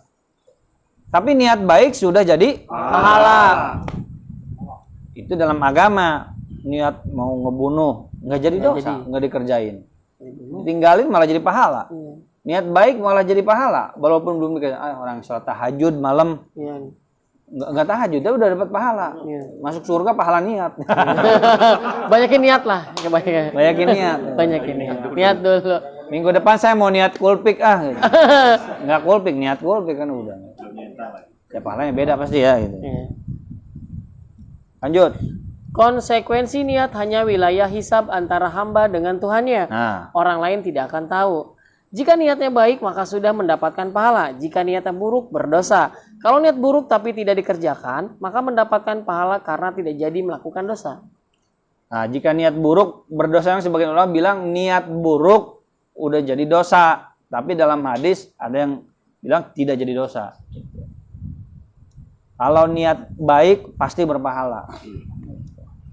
Terus, nah sekarang pendalaman tentang akad. Lanjut ya. Ini kan kita baru ngebahas begini, Pak. Ini kan ngebedain antara janji dan akad. Apa itu nazar, sumpah, akad, janji, niat. Ini kan 5 ini nih. Coba paling tinggi apa? Nazar, 2, sumpah, 3, akad, janji, niat. Nah, kita ngerjain sesuatu tuh di level mana? Di level mana ini? Ngerjain apa urusan apapun? Niat. Niat Dulu. Niat kau. Lanjut, sekarang pendalaman akad. Nah, ini akad di dalamnya yang ini. Pendalaman tentang akad. Akad yang dua arah harus ada persetujuan kedua belah pihak. Jika tidak, maka tidak sah akadnya. Akad yang satu arah tidak disyaratkan persetujuan dan keridoan kedua belah pihak. Cukup satu pihak yang ridho akadnya. Cukup yang satu pihak yang ridho akadnya sah. Misal sedekah diam-diam, wakaf, hibah, sedekah ke anak kecil. Nah, ini namanya akad satu arah. Sedekah kan satu arah akadnya kan? Satu arah, hanya dari pemberi. Gitu. Terus disebut akad ketika ada pengaruh dan konsekuensinya. Akad jual beli konsekuensinya. Nah, titik sebanyak tadi kan, pindah hak milik. Terus akad nikah. Nikah konsekuensinya. Terus akad sewa konsekuensinya. Ya, terus akad hibah sedekah konsekuensinya. pindah hak milik tanpa imbalan. Nah, rumus fikihnya. Rumus fikih. Pahami akad berdasarkan konsekuensinya, bukan berdasarkan nama. Nah, rumusnya nih. Pahami akad berdasarkan konsekuensinya. Nanti orang ngomong gini, coba konsekuensinya apa nih? Itu modal dari saya, tolong ya jangan sampai bangkrut ya. Kalau bangkrut saya minta dibalikin. Utuh. Ya kan? Orang ngomongnya kan modal ya? Ya. Ngomongnya modal. Tapi dilihat dari konsekuensinya dijamin ya. Modalnya dijamin harus utuh kembali. Berarti dijamin nggak mau rugi kan? Ya. Oh, berarti konsekuensinya ini dijamin. Nah, kalau modal dijamin berarti bukan modal. Bukan modal roba, ini namanya hutang. Terus selama ini dia dapat keuntungan dari modal itu. Oh, berarti hutang dapat untung, berarti riba. Walaupun cerita ke orang-orangnya, saya ini ngasih modal ke temen 50 juta. Tiap bulan dikasih bagi hasil. Memang bener bagi hasil. Dari 50 dari untung 2 juta dibagi 60 40. Kadang 70 30. Bener tuh dari situnya mah.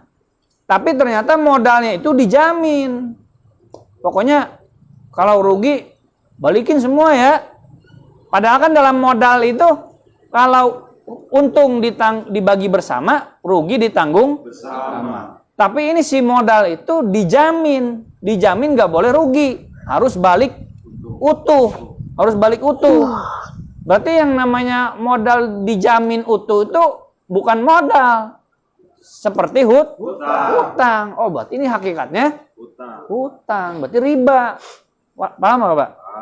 Walaupun ngomongnya modal. Ngomongnya mudharabah, tapi hakikatnya adalah pinjaman berbunga. Itu. Pinjaman berbunga. Bisa dipahami ya? Itu. Lanjut. Dalam muamalah akad tetap sah walaupun kita tidak tahu nama akadnya. Yang penting tidak terjadi pelanggaran. Nah, Sedangkan dalam ibadah wajib mengetahui nama ibadahnya karena berkaitan dengan wajibnya niat. Seperti salat, zakat, puasa. Jika orang melakukan salat, puasa, zakat tapi tidak tahu salat, puasa apa yang dikerjakan maka tidak sah ibadahnya. Nah, kalau akad gak harus tahu nama. Kan kita gak harus tahu nama Arabnya. Ngerjain akad sewa kan gak tahu nama ijaroh. Jual beli kan gak tahu nama bayi. Misalkan akad kerjasama, kita melakukan kerjasama teman beneran tuh, modalnya ya kalau rugi ya udah tanggung bersama, untung dibagi. Kita nggak tahu itu namanya mudharabah, ya sah tetap. Yang penting bener nggak ada pelanggaran. Itu. Kalau dalam muamalah nggak harus tahu nama, Itu. Pesan dibuatin barang kan itu akad istisna. Walid pesan bakso 100. Kan itu bahasa Arabnya akad apa? Istisna. Kan nggak pada tahu namanya kan? Ya tetap sah. Tapi kalau ibadah nggak tahu niatnya, nggak sah. Itu kalau ibadah nggak tahu niatnya nggak sah. Bukan nggak tahu lapad usolli nawaitunya, bukan. Ini saya sholat apa ya? Gitu. Ada orang tiba-tiba sholat 2 rakaat. Kita tanya, Mas tadi sholat apa? Nggak tahu sholat apa. Ya nggak sah. Tapi kalau muamalah nggak tahu nama tetap sah. Paham ya bedanya? Niat itu nggak tahu niat nggak sah. Kalau akad nggak tahu nama tetap sah. Lanjut. Macam-macam akad. 1. Akad muawadot. Semuanya saling dapat untung baik penjual atau pembeli, yaitu akad komersil, ingin dapat keuntungan secara praktis tanpa kerjasama. 2. Akad Sosial, dalam rangka menolong berharap pahala, seperti hadiah, wasiat, wakaf. Akad ini lebih dominan satu arah, seperti sedekah, boleh secara diam-diam tanpa diketahui penerima, kasih uang ke anak kecil. Ya, kasih uang ke anak kecil kan ya kita aja ngasih, dia kan nggak perlu paham juga. Lanjut. 3. Akad irfak, membantu orang lain dalam hak guna, meminjamkan barang. Ya, akad irfak tuh mirip dengan tabarruat. Sosial, tabarruat. Cuma bedanya kalau akad irfak tuh balik lagi, seperti minjemin sama hutang. Minjemin sama hutang kan balik lagi ya. Nah, lanjut. 4. Akad tausikot, akad jaminan kepercayaan, untuk menjamin kepercayaan seseorang sehingga orang yakin dia itu serius dan amanah. Nah, akad kepercayaan tausikot. Ini udah pernah dibahas ya, makanya saya nggak usah jelasin lagi. Terus rohon, jaminan berupa barang gadaian. Nah, kalau barang gadaiannya apa namanya? Rohon. Jamin barangnya. Terus kafalah, penjaminan subjek transaksi, menjamin bahwa subjek bisa dihadirkan pada waktunya. Nah, subjek bisa dihadirkan pada waktunya. Gampangnya sih ada yang ngutang, nggak percaya, kamu harus bawa orang sebagai jaminan. Penjaminnya si A. Nah, si A ini menjamin, ini orang yang berhutang saya pasti datengin kalau pas waktu bayar utang. Tenang Pak Bina, kalau Pak Hardan utang, ntar saya cari Pak Hardan sampai ketemu. Itu saya bawa ke Pak Bina. Nah, saya ini sebagai kafil. Transaksinya kapalah, sayanya kafil. Lanjut terus. Contoh jual beli tanah. Si A pembeli, si B penjual. Si B kasih batas waktu 7 hari negosiasi kembali. Tapi si A minta 1 bulan. Si B ragu, si A akan kembali, maka minta jaminan kepada si A. Lalu si A sebut si C jaminannya. Nah, tugas si C atau kafil adalah mendatangkan si A pada waktu yang telah dijanjikan. Nah, ini jual beli. Yang penjualnya seminggu aja kita negonya, kata yang si pembeli ya si penjual bilangnya 7 hari, Si pembeli mintanya sebulan. Kan si penjual kan pengen cepet ya? Ya. Pengen cepet laku. Saya pengen 7 hari aja. Kalau sebulan, ntar kamu nggak jadi lagi. Gitu kan. Coba mana penjaminnya? Penjamin bahwa kamu nanti akan benar-benar melakukan transaksi gitu maksudnya tuh. Paham gak sih? Paham kan ya? Gitu. Hutang lah gampang mah gitu. Nggak percaya minta rekomendasi siapa gitu. Lanjut terus. Atau contoh pada hutang piutang. Si A berhutang, si A berhutang, si B pemberi hutang. Si C sebagai penjamin. Si A akan bayar hutang, jamin dari sisi mendatangkan. Singkatnya, yang menjamin orang, yang dijamin juga orang. Nah. Domana, yang menjamin orang, yang dijamin objek transaksi. Kalau domana gampangnya gini. Pak Hadan hutang ke Pak Bina. Pak Bina nggak percaya Pak Hadan. Saya penjamin. Ya. Saya penjamin, tapi saya ngejamin utangnya. Kalau dia nggak bayar, terus saya bayar. Kalau Kapala kan cuma ngejamin datengin. Ya. Kalau domana, kalau dia nggak bayar, saya yang bayar. Udah kasih Halangin utang dulu. gitu kan, gitu ya. Paham ya? Ya. Domana, Kapala orang. Domana barangnya dijamin dibayar gitu. Lanjut. Contoh hutang. Si A berhutang, si B pemberi hutang, si B minta penjamin, lalu didatangkanlah si X oleh si A. Jika si A tidak bayar, maka si X lah yang bayar atau domin. Rekening bersama di marketplace adalah akad rohon. Uang ditahan sementara, nanti setelah barang diterima akan diserahkan ke penjual. Nah, rekening bersama di marketplace. Nah, kalau rekening bersama ini beda sama e-wallet ya. Beda sama dompet virtual. Kalau dompet virtual kan itu mah bisnis kan ya? Bentar, maksud saya gini. Kan di Tokopedia tuh ada GoPay, ada rekening bersama. Paham nggak rekening bersama? Kan kalau kita bayar, itu kan duitnya bukan masuk ke penjual kan? Bukan masuknya ke siapa? Nah, ke marketplace-nya itu kan. Beda sama GoPay kan? Kalau GoPay kan perusahaan tersendiri. Nah, uang kita di rekening bersama itu, uang kita itu sebagai jaminan. Uang kita ditransfer ke situ, jaminan bahwa si penjual akan mengirimkan barang. Kalau kamu udah ngirimkan barang, barangnya diterima pembeli, baru uang itu dikasihkan. Gitu Pak. Kalau GoPay mah saldo bahasanya dia mah. Duit yang terkumpul di situ tuh emang diputer. Nah, kalau duit rekening bersama mah enggak. Setahu saya enggak, cuma sekedar lalu lintas aja. Ditahan, kalau udah nyampe dikirim. Kayak pihak ketiga gitu. Saya marketplace. Ini mau beli nih. Mau beli kan? Punya barang ya? Bayar ke saya. Bayar kan ke saya dulu nih. Mana Pak duitnya? Saya pegang duitnya. Mana barang gitu kan? Barang. Nah, barang di sana gitu kan? Baru kasihkan duit. Ya, itu dah. Perantara atau ya, selama itu belum nerima barang, ya duitnya masih di saya kan? Gitu.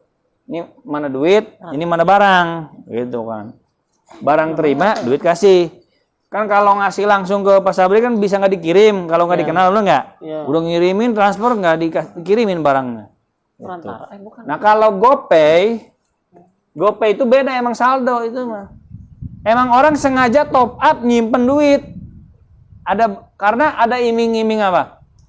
Cashback, diskon. Nah, duit di GoPay itu memang ulama beda pendapat. Ada yang bilang ini tuh akad wadiah, nitip, ya sekedar nitip, ya berarti dapat diskon pun nggak masalah, orang nitip kok. Kalau ada yang bilang ini akadnya hutang. Saldo kita yang di GoPay misalkan 50.000, ini kita memberi hutang ke GoPay. GoPay itu seolah-olah bank. GoPay itu perusahaan finansial gitu ya. Gitu. Ya kayak bank digital. Nah, kalau GoPay ngasih diskon, Kalau akadnya dianggap hutang, oh berarti kita ngutangin GoPay, terus dapat diskon. Berarti hutangnya melahirkan apa? Manfaat. Kita ngasih utang, kita dapat untung. Utang dapat untung, berarti riba. Makanya banyak ustadz-ustadz halapi nggak mau dapat diskon dari saldo GoPay itu. Makanya diskonnya diskon apa nih? Kalau diskonnya dari marketplace murni, nggak masalah. Karena uang yang di marketplace itu bukan hutang, itu hanya sekedar gadai, ditahan doang gitu, Pak. Jaminan kalau barang sudah diterima baru dikirim. Nah, tapi kalau uang saldo yang di GoPay itu banyak ustadz bilangnya itu mah hutang. Sayang. Bisa dipahami nggak, Pak? Masukin kulkas masih seger, tapi Kan marketplace itu bukan marketplace bahasanya. Apa sih namanya? E-money ya, apa? Bukan e-money. e-wallet. E-wallet gitu ya? E-wallet. Iya, wallet ya, tetap ya. E-wallet. Iya, elektronik, dompet elektronik gitu ya. Nah, Iya. benar. E-wallet itu kan ada Dana, Oppo, GoPay, Ada admin apa? ShopeePay, Transfer ke e-wallet link aja, ada adminnya. gudang voucher. Ada banyak tuh. Pakai admin jadi ribet. Saya tahu karena di JNE kan Ada adminnya, biar menerima pembayaran via E-wallet. e-wallet. E-wallet. Kalau ada admin Nah, kan nanti duit-duit yang ada di e-wallet itu akadnya apa? Kalau akadnya Bapak meyakini hutang, Bapak beli handphone, bayar pakai GoPay gitu ya? Bayar pakai GoPay diskonnya misalkan 10% gitu kan, atau 5% dari harga barang. Nah, berarti diskon itu untung. Untung dari apa? Hutang, riba. Kalau dianggap hutang. Kalau kita meyakininya nitip, ya nggak masalah. Cuman kata yang pro itu akad hutang, kok nitip malah dikasih duit, malah dikasih diskon. berarti kalau aku misalnya transfer Oh, bakar duit. aja, tapi gitu ada adminnya nggak Bakar duit, yakin? masalah. Itu Yang bakar duitnya si ekspedisi apa? Si itu Begitu. misalnya GoPay, OVO, ShopeePay, Tokopedia itu dia transaksi awalnya itu bakar duit dulu. Bakar duit dulu. Nanti kan banyak tuh orang yang saldo. enggak. Gimana? Itu siapa yang punya modal paling gede, itu nanti akan bertahan gitu loh. Jadi dia gede-gedean modal, makanya dia ngasih cashbacknya itu orang. Ya berarti kan banyakin cashback tuh biar orang pada nyimpen duit di situ. Iya, biar kalau duit masuk ke ini ibaratnya banyak investor yang gitulah. Iya. Wah, di Oppo mah misalkan di GoPay mah kalau nyimpen duit di situ banyak cashbacknya. Akhirnya kan orang nyimpen duit di situ. Misalnya saldonya 100 miliar. Nah, duit 100 miliar itu diapain? Sama si GoPay. banyak banget ya. Hah? Lagi musim, Pak. Nah, Di rumah juga kalau diputer, berarti kan hutang. maghrib. Nah, ini Malam-malam belum ke kita pada GoPay sih, masuk. lanjut aja. Lanjut. Saya cuma mau ngebedain gini, Pak. Duit di marketplace itu ada dua. Ada yang di rekening bersama, ada yang di saldo. Kalau di Tokopedia, kalau Tokopedia berarti GoPay. Kalau di ShopeePay. Kalau Bukalapak apa? Lapak pay. Nggak pernah ya? Nah, lanjut. Tadi sama nih. 5. Akad saroka atau syirkah atau mudharabah. Akad kerjasama untuk mencari keuntungan bersama. Jika untung dan rugi ditanggung bersama. Kaidah penting, kenali macam-macam akad berdasarkan konsekuensinya atau hakikatnya. Dah. Besok nih langsung dari sini nih. Akad dilihat dari konsekuensinya. Tuh, akad lazim. Tuh. Kemarin yang di buku baru sampai situ tuh. Jaiz, lazim kedua belah pihak, jaiz kedua belah pihak, lazim sepihak, jaiz sepihak. Terus, tuh, udah selesai. Udah gitu Pak, wallahu alam, barangkali ada pertanyaan, silahkan. Ini mah emang mikir Pak ya, bukan ceramah ini Pak ya. Saya harus negesin ini Pak. Jadi misalkan kita udah beli barang akadnya udah lama udah bikin ibaratnya perjanjian gitu jual beli gitu ya. Nah udah kita pakai udah sebulan gitu, udah sebulan. Nah tahu-tahu tuh yang penjual itu datang bahwa orang katanya tuh udah sebelumnya memang udah dijual, memang belum dibayar gitu kan. Nah kalau kayak gitu kita kan tadinya kan nggak tahu ya kalau itu barang itu sebenarnya udah dijual ke orang gitu. Maksudnya dia sebenarnya udah ngejual ke orang, cuman belum dibayar. Terus dia lupa apa gimana? Nah, dia ngejual lagi karena butuh duit. Butuh duit cepat. Ya, terus orangnya datang. Ya yang sayang duluan. Yang duluan bayar gitu kan. Yang duluan bayar kan, apalagi nggak tahu kan? Ya kecuali tahu. Kalau tahu ya nggak batal berarti. Cuman dia datang itu bawa uang gitu, mau dibalikin. Gitu. Tapi tetap sebenarnya nggak wajib ngebalikin. Nggak wajib balikin karena kan udah mengikat. Udah mengikat tuh kan udah lazim, udah pindah milik Pangalimun, gitu kan. Nah dia nggak bisa ngebatalin sepihak, sini balikin barangnya. Ya kalau Pangalimun ridho berarti jadi dua belah pihak, batal. Paham? Kalau Pangalimun enggak, saya kan beli sah. Ya tapi udah dijual sama orang lain ya, saya nggak tahu. Gitu kan? Itu salahnya kamu bukan saya. Gitu, paham ya? Gitu. Kecuali kita tahu ini sebenarnya udah gua jual sama orang, tapi dia belum bayar juga. Nah makanya dia bener udah akad belum sama orang? Bilangnya udah, jangan-jangan cuma janji orang itu. Mau nggak maksud saya? Bisa jadi dia itu sebelumnya sama orang tuh bukan akad, cuma janji. Ya kalau janji kan nggak mengikat. Ya boleh saya jual ke orang. Ini Pak Bina nih janji mau beli HP saya, bukan akad, janji. Lama ditungguin sebulan 2 bulan nggak dibeli-beli. Betul kan? Saya butuh duit. Saya jual ke orang, ke Pangalimun misalkan. Setelah dijual baru ngotot. Mana katanya kan udah akad. Akad apa? Janji itu namanya. Janji tidak mengikat. Ya kalau cuma janji ya nggak apa-apa, nggak usah digubris. Paham ya? Tapi kalau akad, Pangalimun tahu udah akad saya sama ini, ya jangan diteruskan jual beli sama saya. Karena membeli yang udah akad sama orang, dijual sama orang. Paham ya? Gitu, Pak.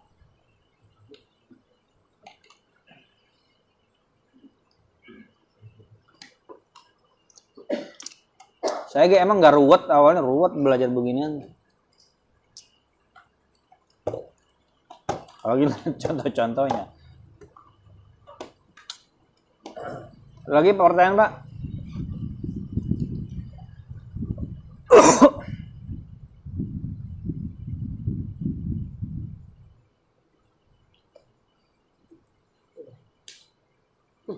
Ada nggak? Hah? Nggak ada? Apa bingung? Nggak apa?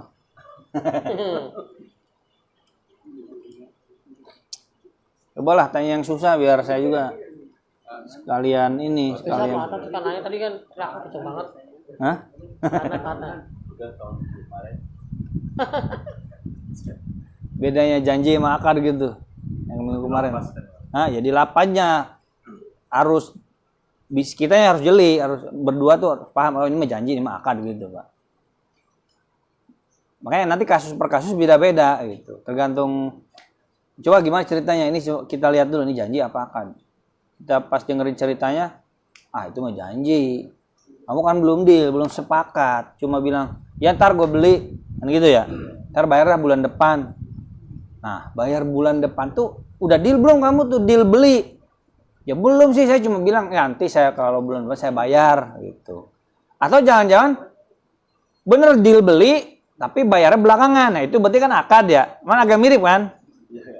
Bisa akad beli mandi hutang bayarnya nanti atau bisa cuma sekedar janji beli. Nah, beda itu. Gitu. Saya awalnya waktu belajar fikih janji agak nggak percaya juga. Kok bisa kata saya itu waktu dengar sekilas janji nggak wajib ditepati. Cuma karena saya tuh terus mencari, Pak, menyimak, ustadz ini sama, semuanya sama. Nah, bener ini, bukan dia yang salah, saya yang seujon duluan gitu kan. Makanya kalau kita dengar omongan ustadz agak aneh itu selama ini kita taunya bukan begitu kok, ini beda gitu kan. Kan viralnya janji itu wajib ditepati kan? Ya, janji adalah hutang. Ya, janji adalah hutang kan, gitu. Ini ada ustadz ngomong kok beda. wah ini ustadznya nih pasti nih gitu. Bukan ustadznya, kamunya gitu. Kemungkinan kamu ilmu belum sampai. Makanya para pendukung kiai-kiai yang fanatik itu kadang suka ngomong gitu. Oh kamu ngeritik kiai, ilmu kamu aja belum sampai kali begitu. Ya bisa jadi emang. Bisa jadi gitu. Bisa jadi ilmu kita belum sampai, itu kiai ngawur beneran gitu. Makanya bisa jadi saya tuh ada ngawurnya, bisa jadi. Tapi jangan-jangan saya yang bener, Bapak belum nyampe ilmunya gitu Pak. Belum dijelasin aja yang lengkap. Awal-awal, apalagi dulu saya belum ada kulping, saya yakin tuh banyak yang nyinyirin saya tuh. Kalau saya ngaji pasti ada aja. Kan ada, soalnya kan DKM juga kan kadang suka nyinyir di belakang.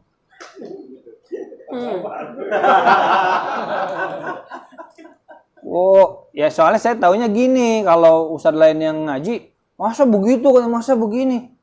Ya saya mah karena nggak denger, saya mah ya ngangguk aja, oh gitu ya, gitu. Kata saya, waktu kalau pengajian saya juga sama ini, gitu. Kemungkinan sih, kemungkinan. Atau kalau saya kultum, zaman dulu tuh belum ada kulpik tuh, saya yakin betul itu. Saya yakin betul, zaman belum ada kulpik kan saya belum ada pembelaan. Ya dibully aja gitu. Kalau di Iqbal, masa di khutbah Jumat ngomong begini katanya, di kultum begini katanya, itu di pengajian begini, pasti itu pasti. Sebab jamaah tuh kadang ada yang kaget, masa sih begitu.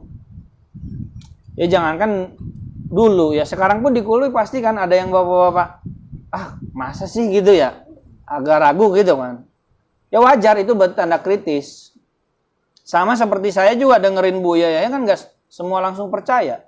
Saya dengerin Bu Yaya, emang dikira saya tuh langsung percaya? Enggak. Man saya mikir, siapa saya, siapa dia, kan gitu ya. Saya mau ngebantah, siapa dia, siapa saya kan. Saya cuma santri, dia kan ulama gitu kan beliau. Tapi saya mikir dulu, barangkali dia benar. Cari terus. Ketemu Pak akhirnya, ketemu. Karena kita nyari terus. Walaupun sampai sekarang ada beberapa omongan yang belum ketemu. Kayak omongan ini, orang yang rebutan waris itu katanya ahli neraka yang berjalan di muka bumi. Itu Buya ngomong gitu tuh. Saya nyari itu, belum ketemu ustadz manapun bilang, nggak ada bilang begitu. Buya bilang gitu, ahli neraka yang berjalan di atas bumi. Saya kan nggak berani Pak. Saya kan walaupun ngajar waris udah dengar Buya begitu ya. Saya karena masih ragu gitu Pak. Saya nggak omongin ke orang. Kenapa? Karena saya masih ragu. Cuman ragunya saya tuh kepada ulama. Takut sayanya yang salah kan gitu ya. Barangkali dia benar ada rujukannya. Sayanya aja salah. Saya jangan langsung ngomong ke orang-orang, wah Buya, nggak begitu. Saya diemin. Ustadz Sarwat juga banyak omongannya. Yang saya tuh, aneh ini gitu. Apa ya contohnya? Banyak lah gitu. Ketemu satu persatu, misalnya ada 10 omongannya yang saya nggak yakin, ragu nih. Karena nyari terus, ternyata satu persatu ketemu jawabannya. Bapak nih, misalkan nih, dengerin pengajian saya nih, ada berapa omongan saya yang ragu? 10, 20. Jangan-jangan semua ragu sebenarnya. Karena nggak dengerin.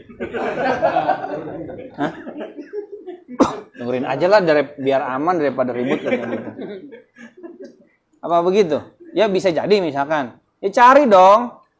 Yang nggak nyari ya nggak ketemu. Yakin nggak ketemu. Nggak harus percaya langsung juga, nggak harus. Gitu. Nggak harus. Makanya tanya aja Pak. Kalau ada yang ragu tanya aja. Tanya ya. Ragu misalkan nih tadi gua ngomong gini, perasaan dulu pernah ngomong beda, tanya aja, barangkali memang saya salah ngomong dulu atau emang saya juga keder, iya bener saya salah ngomong gitu, atau gimana ya, bisa jadi saya keder. Tanya aja Pak, jangan di belakang gitu. Sebenarnya gua ikut kulpit sih nggak percaya juga sama dia gitu. Cuma nggak enak aja, udah terikat katanya gitu. Mau apuan gitu kan. Keseringan. Bisa jadi begitu. Gak mau ngomong aja Pak. Ada nggak pertanyaan nih? Tentang sini, akad janji yang bingung apa? Pak Pojan. Ini orang banyak masa nggak ada yang bertanya? Belum selesai nih bahasa itu.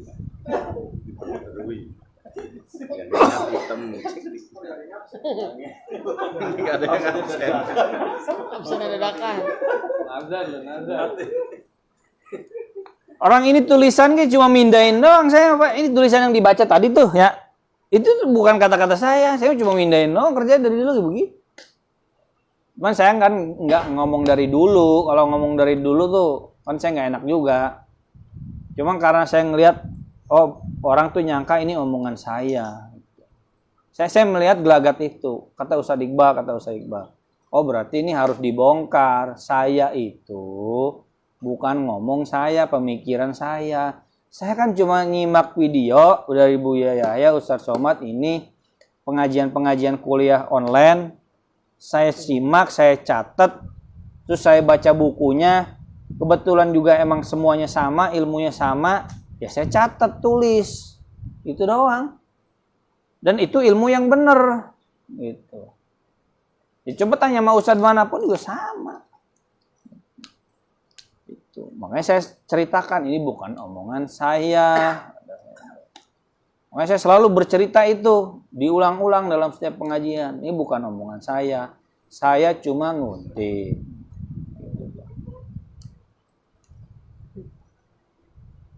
Gitu Pak. Dan saya di ibu-ibu juga, saya yakin banyak yang nggak percaya, Pak. Banyak pasti yang ragu. Soal hadiah untuk guru, itu tuh yakin tuh diobrolin. Apalagi tuh. Soal ada tuh pasti tuh. Adalah saya judi biasa tuh. Jadi judi apa tuh? Pasti diomongin tuh. Yakin saya mah. Kalau terkenal kan makin viral kontroversinya ya, kayak siapa? Ustadz Hadi misalnya salah ngomong kan jadi viral. Wow, Ustadz Hadi katanya ngaco ngawur gitu. Syamsuddin apa? Kita mah emang ngawur gitu. Apalagi kadang kan di satu kampung tuh kan ada ustadz tuh 3. Saya ngajar di CKM misalkan. Kan ada ustadz setempat, Pak. Ustadz setempat tuh 2 atau 3 orang. Kadang jamaah tuh suka konfirmasi ke ustadz setempat. Saya ngomong ngajar ini, dikonfirmasi ke ustadz setempat. Kalau sama sih syukur ya gitu ya. Alhamdulillah gitu. Ini kadang beda gitu. Nah, bedanya tuh bukan beda pendapat. Ya, saya mah yakin nih ustadz nggak paham. Cuman namanya ustadz kan ditanya yuk gengsi nggak dijawab gitu kan. Maksudnya saya nggak tahu. Kan nggak enak banget kalau gini. Wah saya nggak tahu tuh apa yang dijelasin ustadz di gua kan nggak enak banget kalau kayak gitu tuh kan kayak kerenan. Saya jawab aja dah gitu kan. Sekenanya gitu kan. Ya cuma saya yang denger kan, wah ngaco banget masa begitu gitu. Kan rumusnya umat mah kan satu ustadz dipitnah ngerti semua gitu. Begitu kan ya? Umat itu kan pokoknya dia ustadz. Dianggapnya ngerti semua. Naik fikih ke dia, naik akhlak ke dia, naik apa ke dia. Nggak ada spesialisasi keustadan, keilmuan, nggak ada. Itu saya melihat gelagat itu dimanapun, Pak. Bukan di sini doang, bukan. Di Zimbabwe sama tuh. Sama di Senegal gitu. Di mana-mana pasti sama, Pak. Karena ustadz yang ngisi pengajian tuh pasti suka dikonfirmasi sama beberapa umat ke ustadz setempat, pasti. Dan umat tuh nggak paham pembagian ilmu, nggak paham gini. Oh ustadz ini lagi ngobrolin fikih. Ini ustadz setempat yang saya tanya tuh cuma ustadz yasinan, kan nggak paham begitu kan, umat kan? Pokoknya apa? Ustadz kan begitu kan? Tanya aja udah sama dia gitu kan. Beda, ya akhirnya kan bisa percaya saya, bisa percaya ustadz ini kan begitu. Gitu. Nah itu kemungkinan itu udah saya baca Pak. Saya baca. Dan saya mau gini aja sih. Siapa yang fokus di situ pasti dia yang ngerti di situ, gitu Pak. Fokusnya di fikih ya berarti ustadz itu yang paling ngerti. Fokusnya di akhlak ya ustadz itu berarti yang paling ngerti akhlak. Nggak bisa saya ini otomatis dianggap ngerti ini, ngerti itu, ngerti enggak. Gitu Pak ya. Udah nggak ada pertanyaan lah berarti ya? Oke. Terima kasih Pak nih ya. Mohon maaf apabila ada kesalahan. Assalamualaikum warahmatullahi wabarakatuh. Waalaikumsalam warahmatullahi wabarakatuh.